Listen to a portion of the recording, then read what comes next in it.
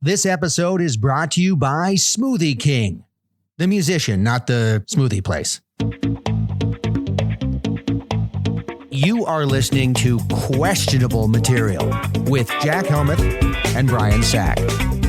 This episode, Curious George in Vietnam, an elf with secrets, and money for you.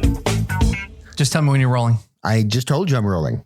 Yeah, no, I don't have time for your games. Let's just record this podcast. And I'm seriously rolling. I've been rolling for now. Classic Brian bit. Nope, I've been rolling for now 12 seconds. Well, that would be an awful thing to release. Why would you start recording when we're just saying all this nonsense? Because, Jack, I can edit it. I can go back and I can take out the not funny beginning and move things forward. The technology's not there for that. What are you talking about? This isn't Doctor Who. I have an editing program, Jack. This isn't science fiction. This is reality. Wait a minute. So you've edited the podcast, because the raw material is gold. Everything we say. Jack, there are moments when we say things that are not funny, and those don't make it. Don't yuck my yum. Don't yuck my yum? Yeah. That's not an expression. Yeah, it is. It isn't. It is.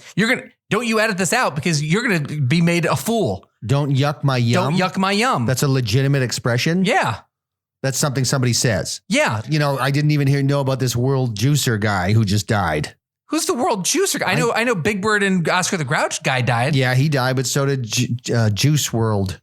Oh, yeah. No, but he's a rap superstar, Juice WRLD. It's like weird. Didn't spell world right. I don't understand. How did he spell it? WRLD. Well, that just saves time. It just drives me nuts because it's like Suge Knight.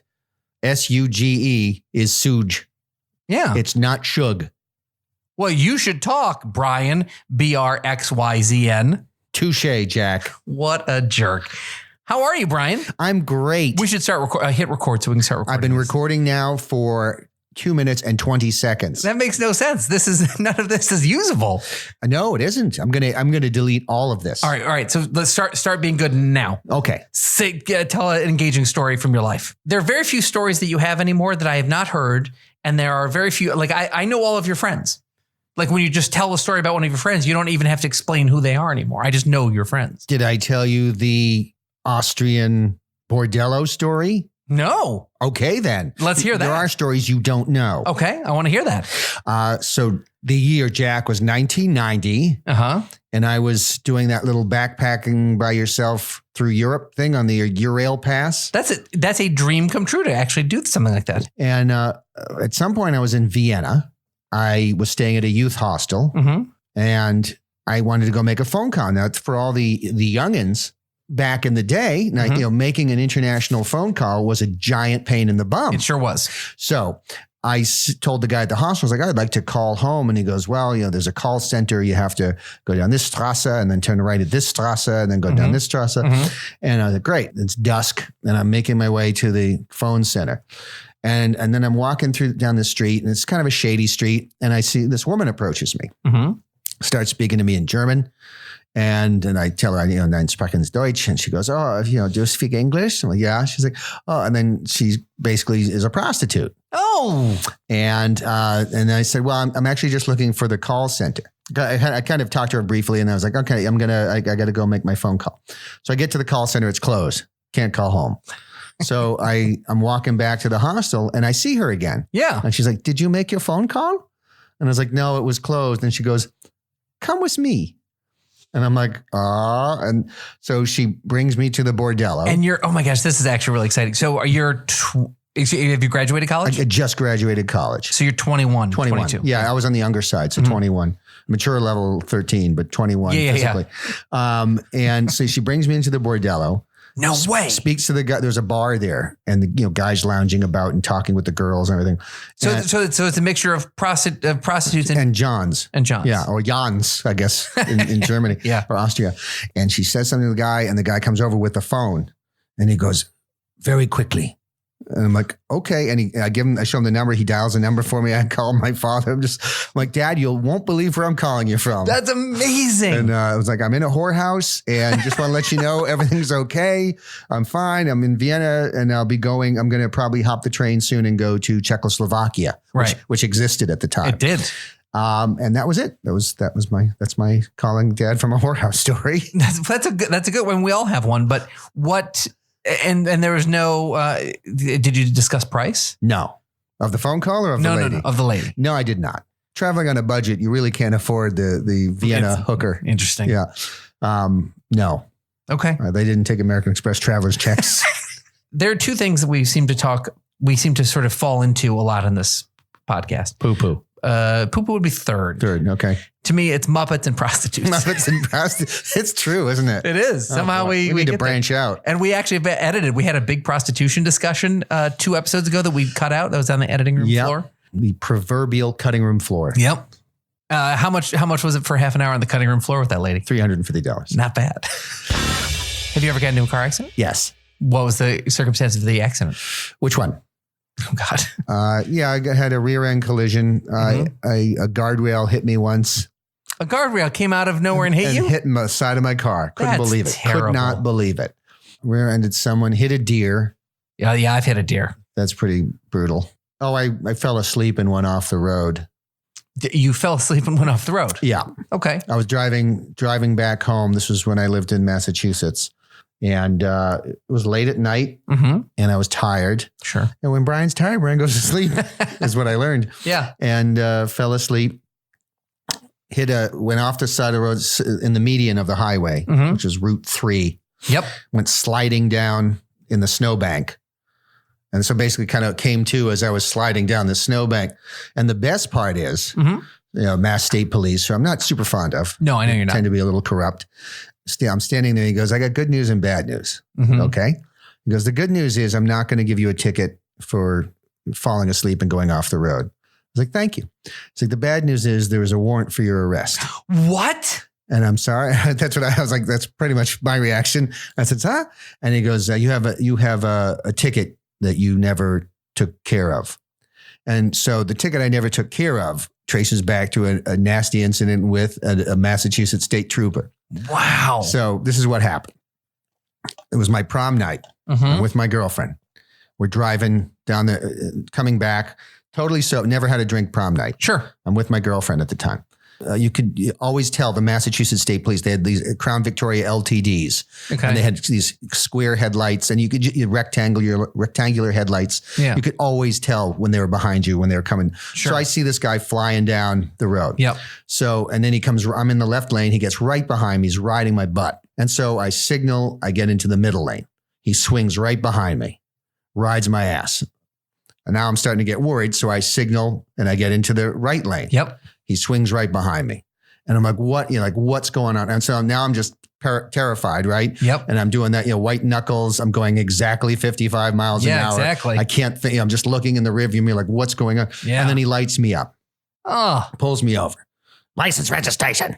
And I'm like, can I ask what I did? He's like, you were weaving. I said, I wasn't weaving. I moved over because you were tailgating me. Are you saying I can't drive? I mean, I just suggesting that he was tailgating me pissed him off. So he rants at me. And then I said, well, if I was weaving, it's because I kissed my girlfriend. I don't know why I said that. That's my gosh. That's just filed under dumb things people say to the police. Right. So I say, he takes my license registration, comes back with a ticket. Failure to stay within marked lanes, quote unquote, kissing passenger. Just a dick move, right? Yep. So I go home to my father, who had been a cop in New York back in the day. And I'm very upset because I hadn't done anything wrong. I knew I was innocent. I hadn't been drinking. I was doing all the good things right, on a prom night. And I give it to my dad and I'm showing him. He's just like, I'll take care of it. I have a friend in the state police. Don't worry about it. I gave him the ticket. He gave the ticket to his friend in the state police who didn't do crap with it. So a year later, when I fall asleep and go off the road, I get busted for this, unaddressed ticket from a year earlier. And does he arrest you? He arrested me. Handcuffs, back of his car. I was cuffed and put in the back of the car. Wow. And I was brought to the Massachusetts State Police Station, wherever. How many years did you serve? 17. No Couldn't kidding. believe it. Kissing passenger. Yeah, I remember, they put me in this cell. I'm just sitting there and it's just like, and I want to make my phone call, but nobody's coming to me. They're just sitting there. I saw that there was a camera, so I keep gesturing, phone call. Yeah. Nobody comes to me for, hours. And then they come out. I call my father. I'm like, Dad. And the good thing is, I've been arrested. I'm in jail, but it's all his fault because great. His friend didn't take care of the ticket like he had said he was. So I call him like, yeah, your friend, never addressed the ticket, so I'm in jail tonight, and I'm supposed to go to college the next day. Really? Yeah. Wow. I was supposed to return. It was like a winter break. How did you escape from jail? Was it like an Epstein thing? I killed 4 of them. No kidding. Yeah. No kidding. Yeah.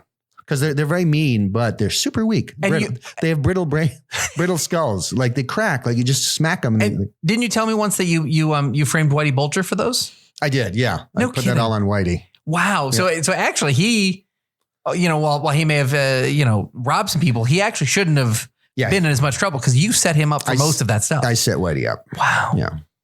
But how do you feel about that?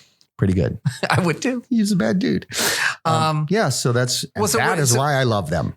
Some of your other accidents, though, you told me once that you were obviously for a while you were a dirigible pilot.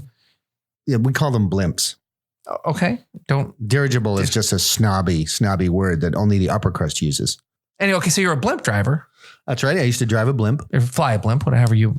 We say drive a blimp in the blimp business. Oh, do you? Yeah. Oh, that's neat. So what? But you had like an epic crash. You said. Yeah. What was it? Were you kissing another passenger? I mean, like what happened? No, my German was terrible and I was flying the Hindenburg. And so when he was saying, don't run into that tower. Oh my gosh. I didn't know what he was saying. To me, it's just, you just see a German guy shouting and it's just like, what have I done? Right. And so that ended poorly. Oh, that's terrible. Yeah. That's what they said. And you once crashed the Staten Island ferry. Do I remember that right? Yeah. Yeah, I remember that. I got confused. Like, does this make the boat go faster? Well, because you weren't licensed at all. No. What happened? Oh, go ahead. I wasn't licensed or trained, but I wanted to help. I like to get people where they're going. I wanted to bring them back and forth across the water. What happened to the captain of that boat? He catapulted through the bridge window. Why was he not manning his boat? Because he was very stunned. By a passenger running up and taking the wheel? Pretty much. Yeah, he hadn't anticipated that, and that's what he kept screaming.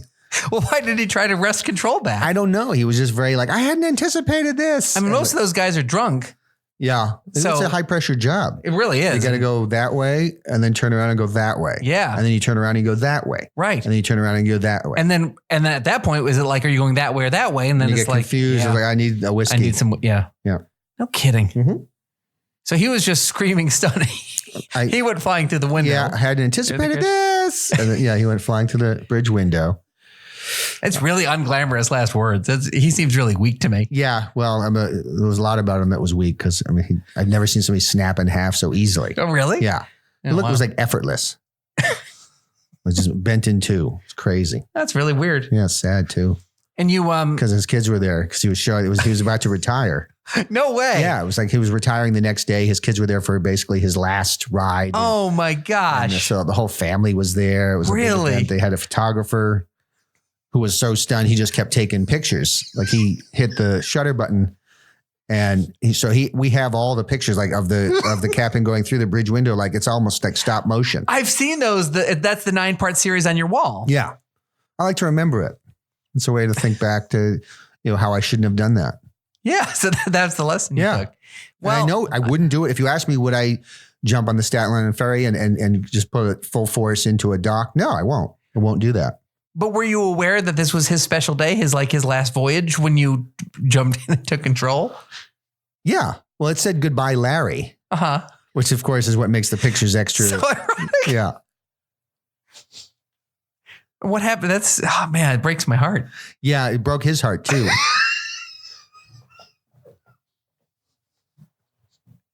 Yeah.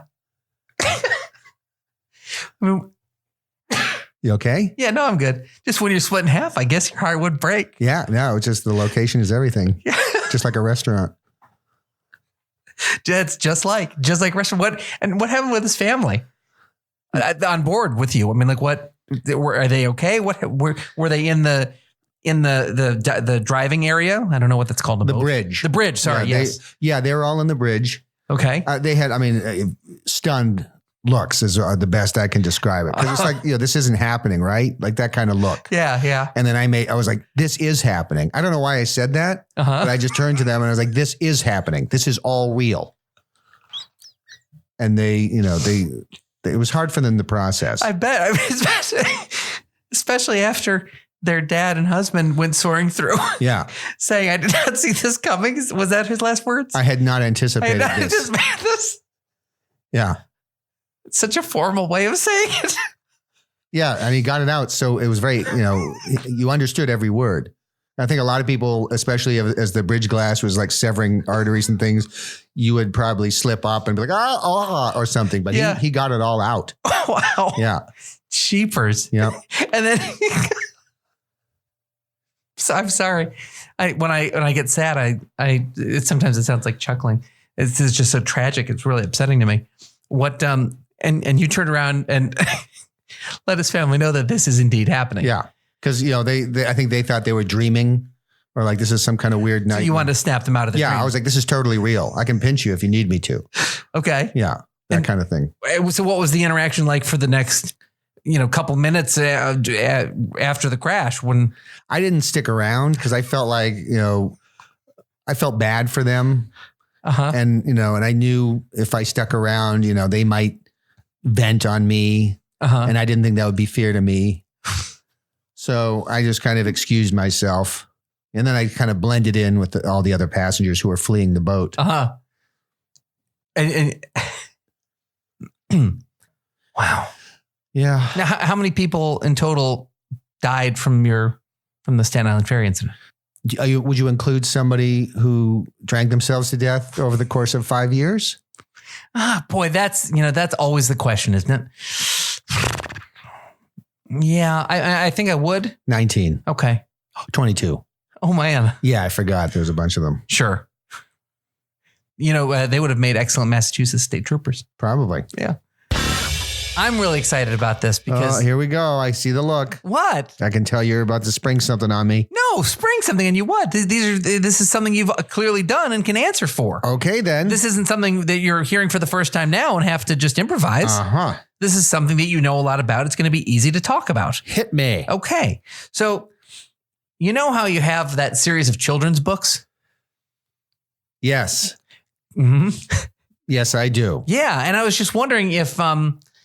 we might have some last minute holiday shoppers who are shopping for kids. Yeah. And they're not going to know which of your books to get for their kids for Christmas or whatever other nonsensical holiday they follow. Correct. So I was wondering if you could just talk through some of your famous children's books. Sure. To let them know which one might be right for their child and their child's tastes. Okay. Okay. So, do you mind if I just go by title and you just sort of explain what the book's about? So you tell me the title and I tell you what the book's about. Yeah, of the book you already wrote. That I definitely wrote? Yeah, the children's book. Sure. Okay, so there's the first one.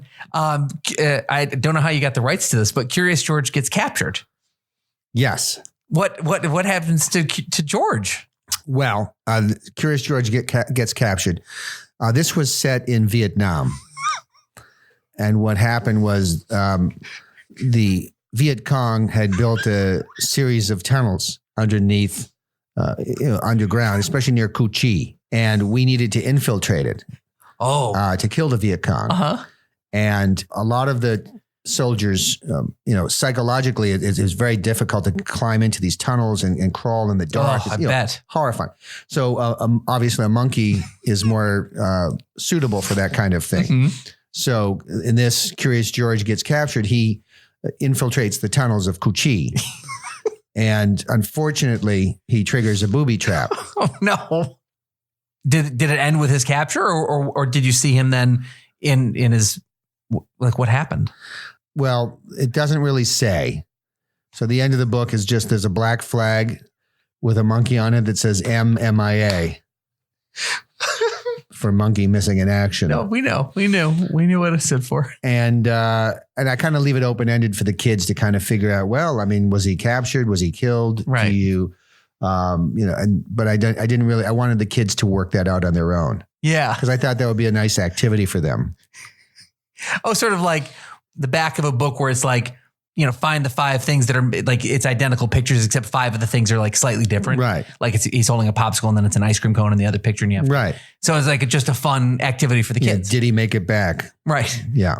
Now, you told me once that you were writing a semi-sequel where it's just the man in the yellow hat trying to like move on with his life. Yeah. Did that ever get completed? I didn't know where to go with it. He was obviously traumatized by George not coming back. He obsessed about it for a long period of time. So there was a series of books, but really it got boring because all he was doing was going around putting up posters saying, "Have you seen this monkey?" Okay. By the 4th book, people were like, "No," and stop putting up posters. Oh, well, yeah. That seems at that point he had been fired. Yeah, he was unemployed. He had developed a little drinking problem. And it's true that you gave them like a sort of a weird sexual backstory, the two of them. Yeah, the weird sexual backstory that you gave George and the man with the yellow hat.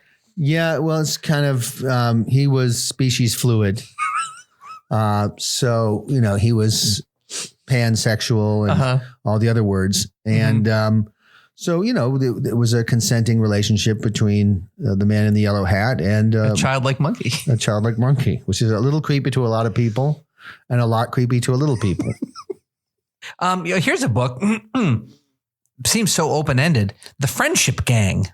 The Friendship Gang. Yeah. What? I mean, it seems so positive. Like already I want to go on to Amazon and buy this book. So seal the deal. Tell me about it. What's Friendship Gang is about? It's about kids working together. Kids from different backgrounds. Oh, nice. Who, they're from different corners of life, different cultures, but basically working together to rob a bank. No kidding. Yeah. Huh. That's an interesting messaging. You have like the geeky kid, you have the really smart kid, you have the jockey kid, you have the kid from the broken home, you have the kid from the well-to-do family. You have this whole mix, and everybody working together. They're different in many ways, but they can unite and kind of take each one of them has different skills and things to bring to the table. Like Mickey is a very good getaway driver, but he's not very smart and he wouldn't know how to really plan getting into the bank. Whereas like Ricardo and her name was Allie, they're both intelligent, and Allie's actually very thin. So she can get through vents and things and climb and disarm things. Like she's got a good technical sense.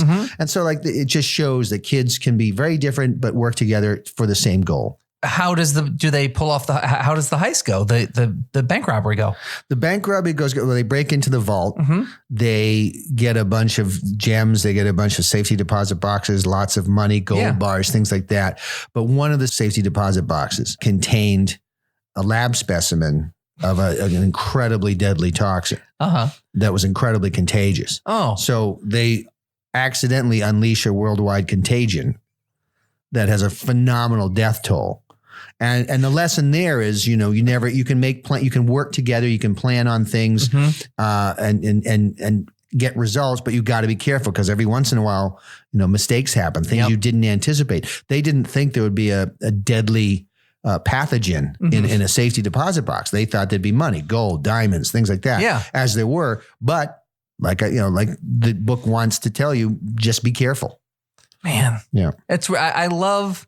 There's so many lessons in that book that I want my kids to learn. Yeah, I think they would like it. A few that I don't want, but there are a few many that are. That's great. Yeah, the Friendship Gang. The Friendship Gang. Okay, and what do they all survive the contagion?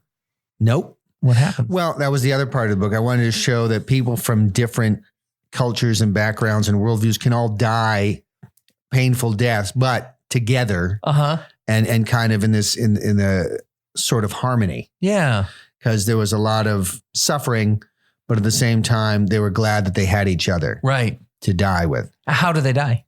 The pathogen basically shuts down your lungs very, very slowly. So they basically suffocated. Jeepers. Except for Juanita. Who her organs basically liquefied. Oh my gosh. And the idea behind that was to show that not all kids will die in the same manner. Like their organs will liquefy, while others will just slowly suffocate from the pathogen. I wanted to show that pathogens kill people in different ways. No, that's a lesson. that you could teach kids, I suppose. Yeah.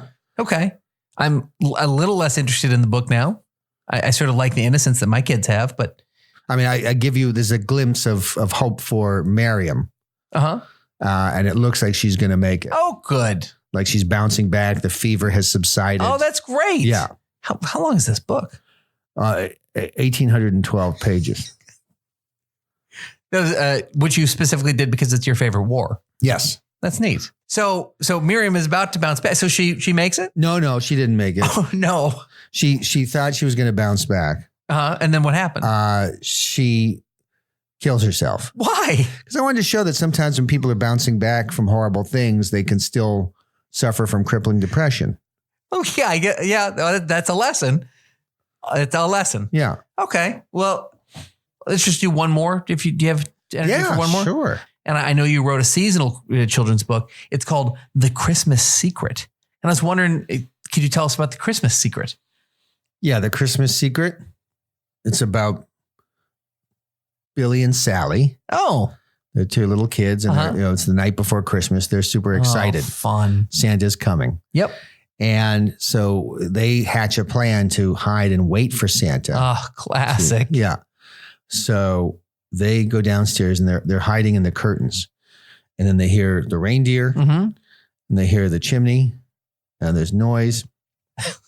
And then Santa comes out and he's got his big sack of toys. Yep.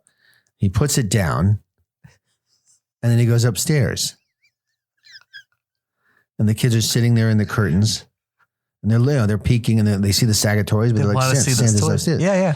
And he goes upstairs and the kids are like, should we go upstairs? Should we follow? We don't know. And so they wait and then they start hearing noises and just, there's it's very loud and rowdy upstairs. And the kids just like, what is going on? I mean, they're going to wake up the parents. So the kids very quietly start to sneak upstairs and they go outside and the parents' room door is closed and they hear a lot of like a commotion going on in there. Right. So they stand outside and they're listening and they hear like, ho, ho, ho, ho, ho, ho. And they're like, okay, well, Santa's definitely in there. Like, I can't believe he's not waking up mommy and daddy. And then they open the door very slowly and they kind of push it open. Yep. And then Sally turns to Billy and says, kill me now. What I have seen, I can't live with. Kill me now. Billy, he's a little younger. And he's like, why? What? And then he looks. And then Billy says, oh my God. And they quietly close the door and they go back to their rooms and they go to sleep. They don't even care about toys at this point. They're ruined. Emotionally, their lives their lives are essentially over. They will never get married. They will never have children. They will never look at Christmas the same way. Their lives were irreparably changed from that moment on. The Christmas Secret. Yep. The Christmas Secret. They never talked about it again.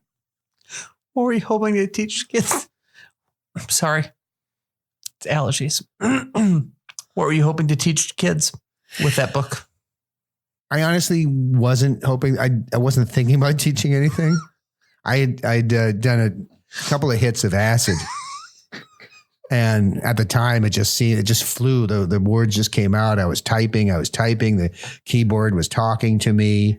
My cat, I understood to be the reincarnation of Muhammad. So like it was just a weird, intense time. So all the words flooded onto the paper. Sure. And then I got the publisher to just sign off on it.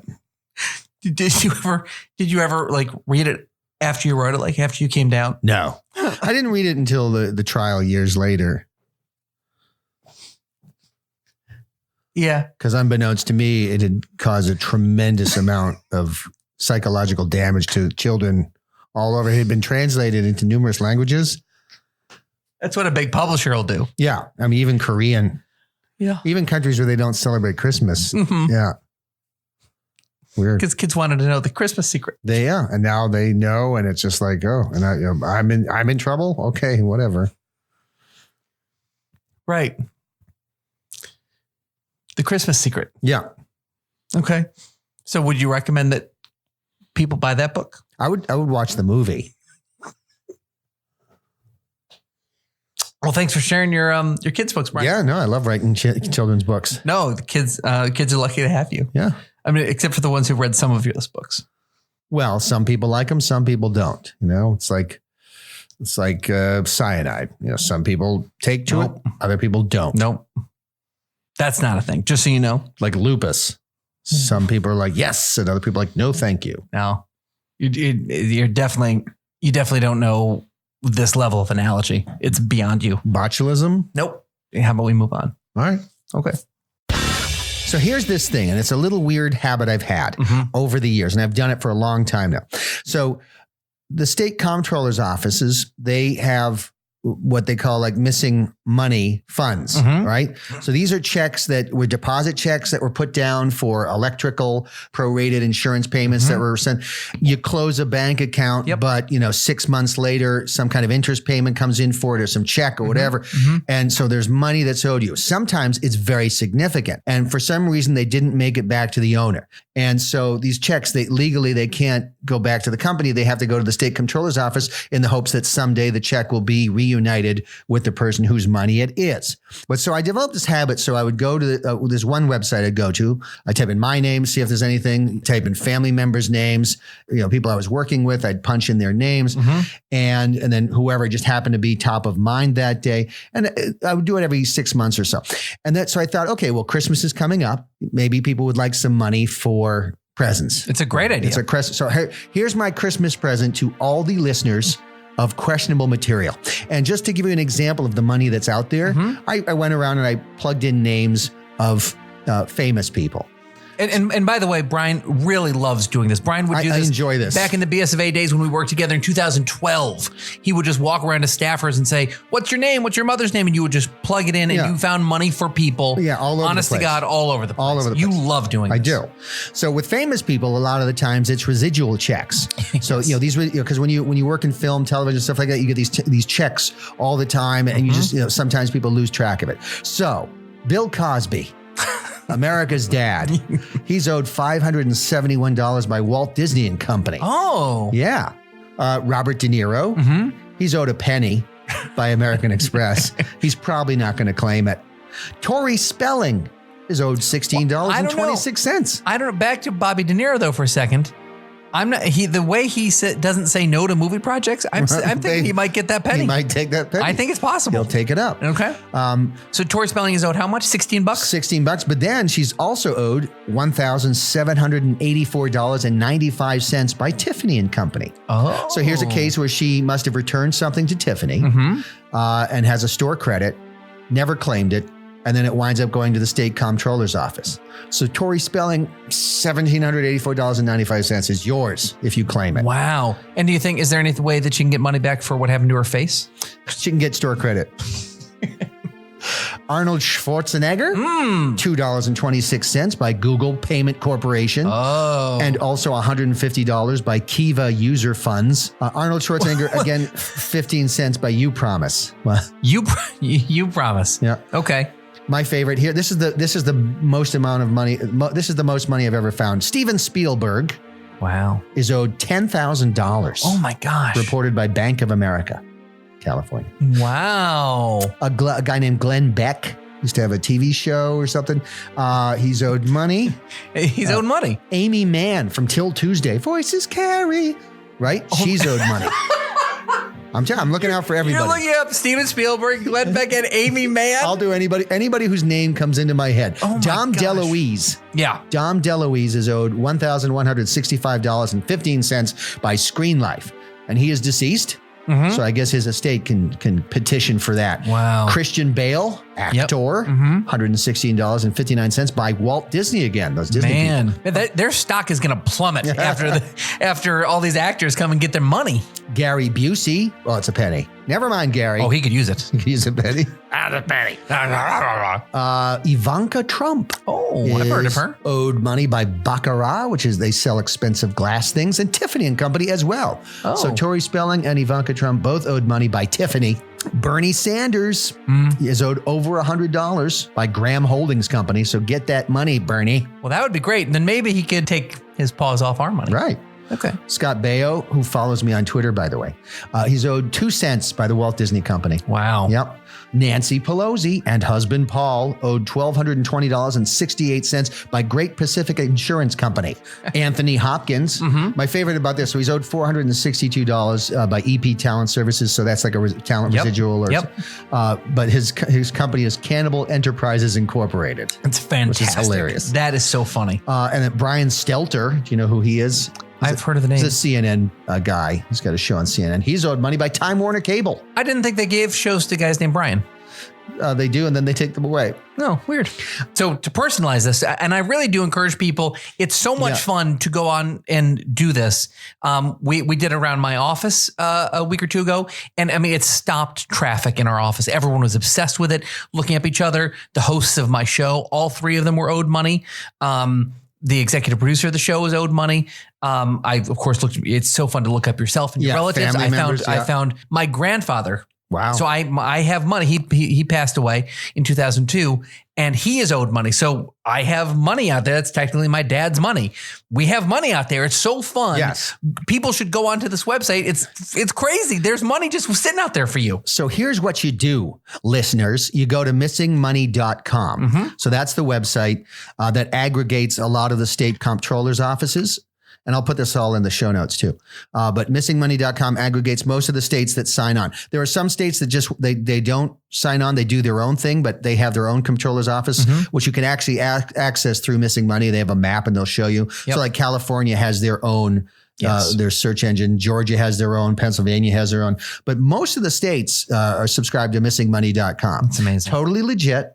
There's no catch. It's actually just money that's owed people, and it brings me great joy. I know it does. Some reason. And I actually, if anybody does find money, I would love to hear. They just email us on the show because I love that. Well, let's at least get something out of the show since we're doing a service to tell people what our website is and tell them how they can reach us.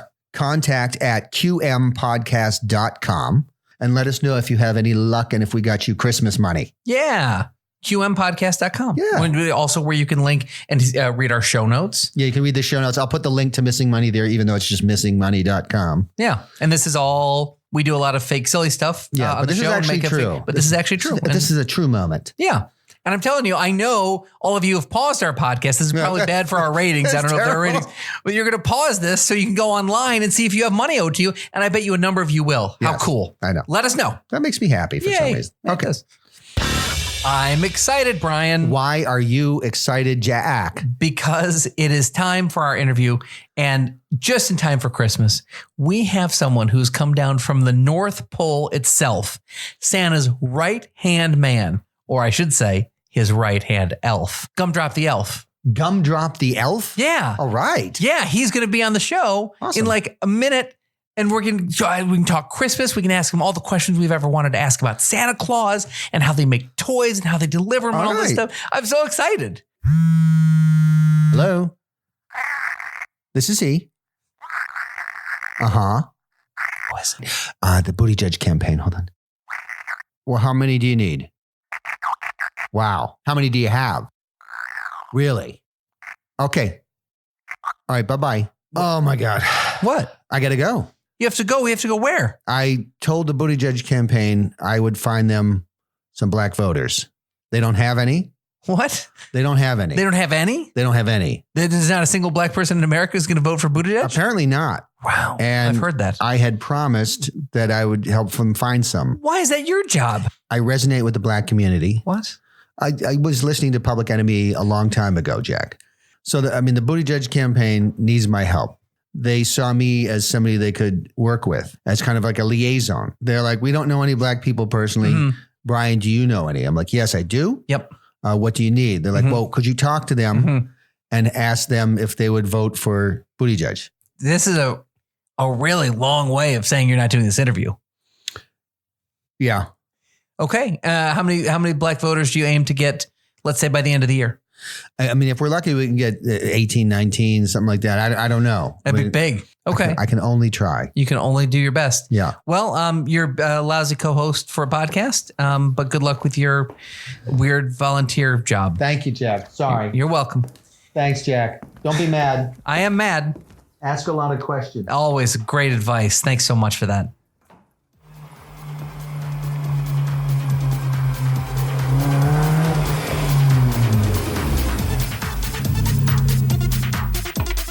Hey, Pete.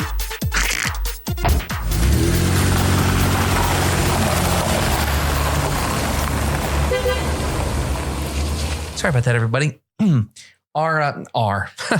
My first and only guest today is one of Santa's most trusted confidants. He is an expert in all things North Pole and all things Christmas. Any question you've ever wanted to know about how Christmas happens, how it gets made, can be answered by my guest, Gumdrop the Elf. Gumdrop, welcome to the show.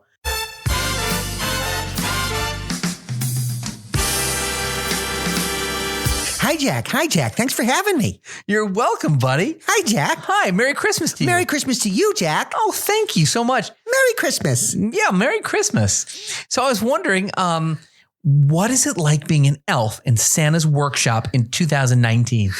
I wouldn't want to do anything else. Oh. It's like elves were made to work for Santa. Yeah. Oh, well, that's... Like they were biologically engineered in a laboratory to work for Santa. Yeah, almost like they were cloned specifically to work for Santa. Oh. This isn't like a cute analogy. Is this... Oh, no. We were made to work for Santa. Oh, God. Yeah. Wait a minute. Santa's up there playing God? We are created in a laboratory, Jack. That's correct. Yes. How does he do that? Well, with a little bit of trial and error. Oh, gosh, every once in a while, there's an elf with 3 eyes or 4 legs or 1 lung, and Santa's got to throw that elf out and start all over again. Throw him out? You mean send him to the toy incinerator? Oh, that feels a little grim for Santa. Santa's used to it, Jack. We're elves after all. We don't have souls. Oh, I'm sure that's not true. I'm sure. Oh, I'm sure it's true because Santa tells us every day we don't have souls. We are created in a lab. Well, you seem like an awfully sweet fella. It seems like you have quite a jolly soul to me. I was made to be sweet. Literally. Because when Santa's hungry, guess what he eats? Candy canes? Elves. Oh, no. He harvests us. So you're not only a workforce, but also a food source? Exactly. You can make lots of elves from 1 clump of stem cells. Oh, okay. Where do the stem cells come from? Planned Parenthood. Oh, yeah, no, that makes sense. That's definitely, if I needed stem cells, that's where I'd go. That's where you go, Jack. Huh. Okay, wow. Okay, this is not at all how I expected this to go. So do you enjoy your life up there as Santa's? Are you allowed to leave on your own? No, we'd burst into flames, Jack. Do you think Santa says we'd burst into flames if we were to leave the North Pole. Oh. Now, I'm confused because you're sitting here in my home. Yes. That's definitely not in the North Pole. Good point, Jack.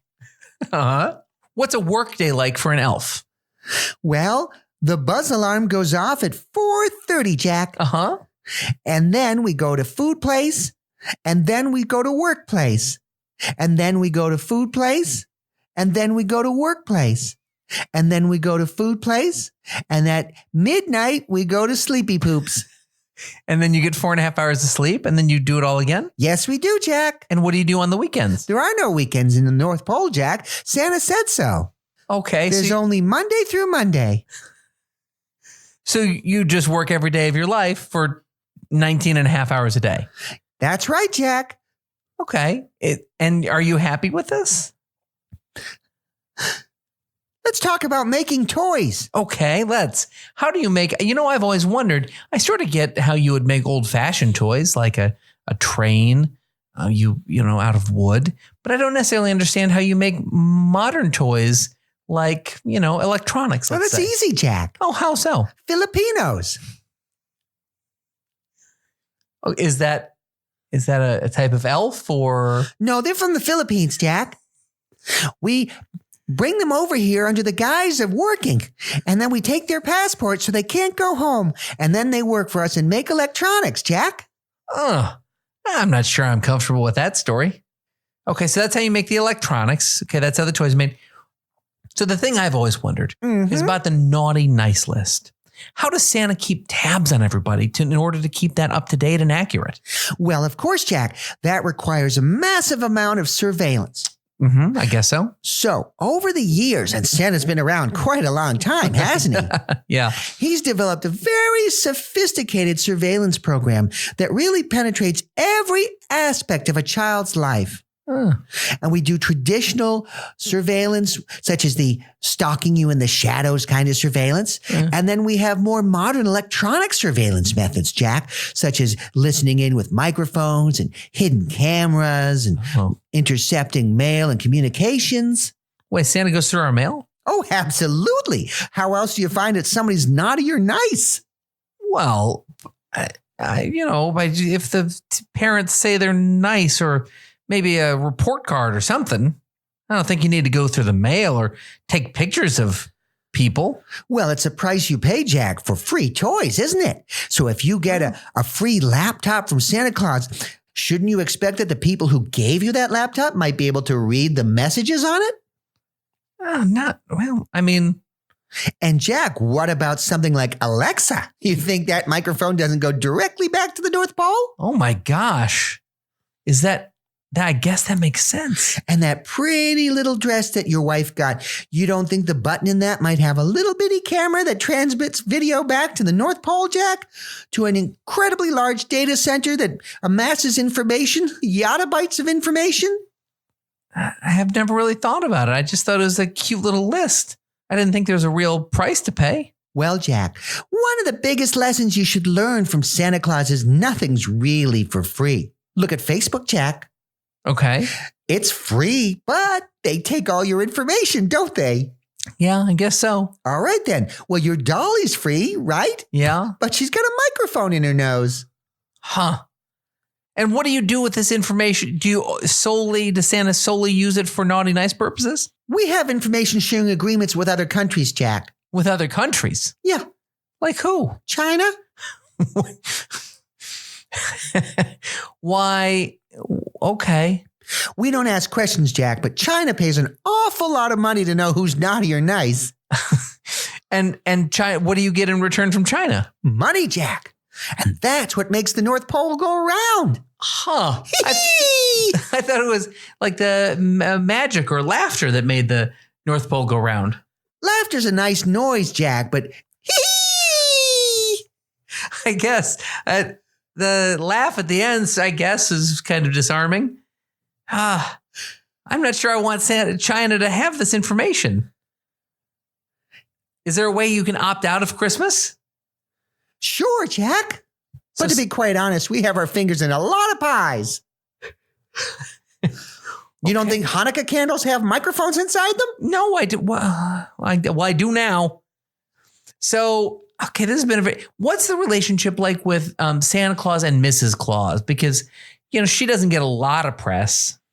Well, Jack, Santa has an understanding with Mrs. Claus that Santa has a lot of needs that Mrs. Claus just can't address anymore. Like, what was it? Like, taking out the inseam in his pants and loosening his belt because he ate too many cookies and something like that? Oh, Jack, you can't be that naive. What? Then what sort of needs are we talking about? What do you think would motivate somebody to travel all around the world? The smile of a child on Christmas morning. Oh, sure, Jack. That's what it is. Well, what is it then? What do you think it is, Jack? Use your brain. I've only been told one thing for 45 years, that it's the joy of Christmas. What are you saying it is? Is that what it is?